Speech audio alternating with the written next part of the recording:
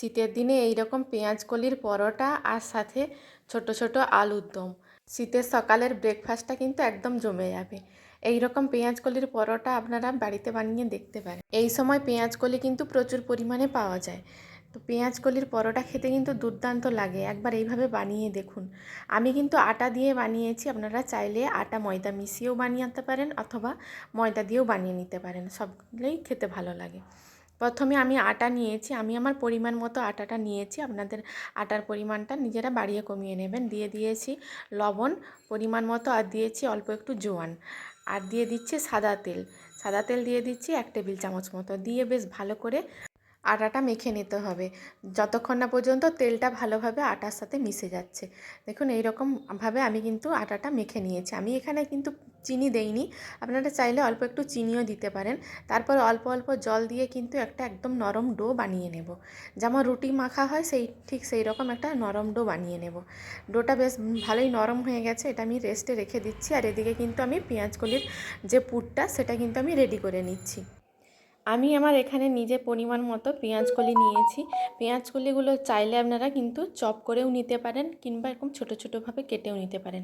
আর একটা ছোট সাইজের আলু নিয়েছি, আর একটা মিডিয়াম সাইজের পেঁয়াজ নিয়েছি। আমি কড়াইতে 2 টেবিল চামচ মতো সর্ষের তেল দিয়েছি। তেলটা গরম হয়ে উঠলে তখন দিয়ে দিচ্ছি কালো জিরে ফোড়নে, আর শুকনো লঙ্কাও দিতে পারেন এখানে। আমি ঝালের পরিমাণটা একটু কমই দেব, আমার মেয়ে খাবে তাই জন্য। আর দিয়ে দিলাম আলুটা। ওই তেলের মধ্যে আলুটাকে বেশ ভালো করে লাল লাল করে কষিয়ে নিতে হবে। তারপরে বেশ একটু লালচে ধরনের কালার চলে আসলে পেঁয়াজগুলো আমি দিয়ে দিচ্ছি, কেটে রাখা পেঁয়াজটাও দিয়ে খুব ভালো করে কিন্তু আমি ভাজা ভাজা মতো করে নিচ্ছি। তারপরে দিয়ে দিচ্ছি রসুন বাটা, আর দিয়ে দিচ্ছি আদা বাটা রসুন বাটা মিলিয়ে আমি দিয়েছি 1/2 চামচ মতো। দিয়ে খুব ভালো করে আদা রসুনের কাঁচা গন্ধটা চলে যাওয়া পর্যন্ত ভেজে নিতে হবে। তারপরে দিয়ে দিচ্ছি পেঁয়াজকলিটা দিয়ে বেশ ভালো করে কষিয়ে নিয়ে কিন্তু এটা ঢাকা দিয়ে দিয়ে মজতে দিতে হবে। দিয়ে দিলাম পরিমাণ মতো লবণ, হলুদের গুঁড়ো, আর দিয়ে দিচ্ছি লাল লঙ্কার গুঁড়ো। সব মশলাগুলো ভালো করে কষিয়ে নিতে হবে। কষিয়ে নিয়ে অল্প পরিমাণে একটু জল দিয়ে আমি ঢাকা দিয়ে রেখে দেবো। এটা একদম লো ফ্লেমেই আমি রেখে দেবো 5 মিনিট মতো। তাহলে কিন্তু পেঁয়াজকলিগুলো একদম নরম হয়ে যাবে, আলুগুলোও খুব ভালোভাবে সেদ্ধ হয়ে যাবে। খুব বেশি কিন্তু জল দেইনি, আপনারা দেখে কিন্তু বুঝতেই পারছেন জলটা একদম কমই দিয়েছি। কিন্তু আমি একদম লো ফ্লেমে ঢাকা দিয়ে এটাকে বেশ ভালো করে কিন্তু এটাকে একদম মাখা মাখা করে নেব। দেখুন আলুগুলোও কিন্তু খুব ভালোভাবে গলে গেছে, আর পেঁয়াজকলিটাও কিন্তু একদম নরম হয়ে গেছে।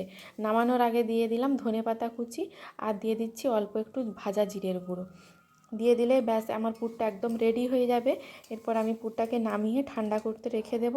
আর এদিকে ডোটাও কিন্তু বেশ অনেকক্ষণই রেস্টের থেকে গেছে, অনেকটা নরমও হয়ে গেছে। আর একটু এইভাবে মথে নিয়ে তারপরে কিন্তু লেচি কেটে নেব। যেমনভাবে পরোটা বানানো হয় ঠিক সেই রকম লেচিগুলো করে নেব, খুব বড়ও না খুব ছোট সাইজেরও না, মাঝারি সাইজের লেচিগুলো আমি করে নিচ্ছি। এরকম হাতের সাহায্যে গোল গোল করে লেচিগুলো সব করে নিতে হবে। আমি 2 রকমের পরোটার বানিয়ে দেখাবো। তো আমার সব লেচিগুলো করা হয়ে গেছে, এরপর আমি বেলে নিচ্ছি। বেলনা চাকতিতে প্রথমে একটু শুকনো আটা ছড়িয়ে দিলাম, তারপরে একটা লেচি নিয়ে এইভাবে হাতের সাহায্যে চেপে চেপে দিয়ে তারপরে কিন্তু একটু গোল গোল করে বেশ পাতলা করে একটু বড় করে নিতে হবে। আমি যেইভাবে দেখাচ্ছি এইভাবেও আপনারা বেলে বড় করে নিতে পারেন, অথবা যেমন বাটির মতো করে যে পুর ভরা হয় সেই রকমভাবে করেও কিন্তু বেলে নিতে পারেন। আমি এখানে পুরটা রেখে দিচ্ছি, বড় করে একটা রুটি বেলে নিয়েছি। তারপর মাঝখানে পুরটা এইভাবে চামচের সাহায্যে দিয়ে দিলাম। দিয়ে কিন্তু দেখুন যেইভাবে ফোল্ড করছি ঠিক প্রথমে একটা দিক মুড়িয়ে দিলাম, তারপরে আবারও একটা দিক মুড়িয়ে দিয়ে তারপর 2 পাশটা কিন্তু মুড়ে নিতে হবে। তারপর বেলে নেব। এটা কিন্তু 4 কোণা পরোটা হয়ে যাবে। আপনারা এইভাবেও করতে পারেন, অথবা বাটির মতো পুর করেও সেটা করতে পারেন, তাহলে গোল গোল পরোটা। আমি দুভাবেই করে দেখিয়ে দিচ্ছি, আপনাদের যেটা সুবিধা হবে সেটা করে নেবেন। তো এইভাবে কিন্তু 4 কোণা পরোটা হালকা হাতে আবারও একটু আটা ছড়িয়ে নিচ্ছি, হালকা হাতে বেলে নিলেই 4 কোণা পরোটা একদম রেডি হয়ে যাবে। পরোটাটা একদম হালকা হালকা হাতে বেলতে হবে। যদি জোর করে প্রেস করে বেলা হয় তাহলে কিন্তু পুরগুলো বেরিয়ে যেতে পারে, তখন দেখতে খুব একটা ভালো লাগবে না। দেখুন একটা পরোটা আমার রেডি হয়ে গেছে, এটা সরিয়ে দিচ্ছি। আবারও একটা একরকমভাবে বানিয়ে দেখিয়ে দিচ্ছি। আবারও একটা লেচি নিয়ে আমি একটু গোল করে নিয়েছি, খুব একটা কিন্তু বড় রাখিনি। গোল করে নিয়ে তারপর মাঝে পুরটা দিয়ে কিন্তু হাতের সাহায্যে আমি মুড়ে দিচ্ছি এটাকে। পুরটা একটু বেশি করেই দিয়ে দিচ্ছি, যাতে খেতেও ভালো লাগে আর দেখতেও কিন্তু সুন্দর হয়, ভেতরটা পুরে ঠাসা থাকে, তাই জন্য আমি দিয়ে দিচ্ছি। তো আবারও একটু পুর আমি দিয়ে দিলাম, দিয়ে কিন্তু দেখুন এইভাবে 4-5টা যে আছে এটাকে এইভাবে মুড়ে নিতে হবে, মুড়ে আবার গোল করে তারপরে কিন্তু বেলে নিতে হবে। ঠিক যেইভাবে দেখাচ্ছি এইভাবেও করে নিতে পারেন।